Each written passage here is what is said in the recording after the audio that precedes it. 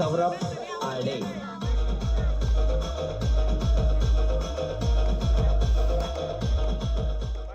Thank you, धन्यवाद DJ. शेवटचा आणि अंतिम चेंडू मैदानामध्ये अक्षय कोम मात्र मैदानामध्ये दाखल झाला आणि एका बाजूला हुंडोला तुम्ही पाहताय लास्ट डिलिव्हरी हाताली जाईल। चला नाणेफेकीसाठी लवकरात लवकर आपण यायचंय। पहिल्या दिवसातला शेवटचा सामना तुमच्या भेटीला येईल तो श्री बालाजी चॅम्पियन। हा बॉल शापलेस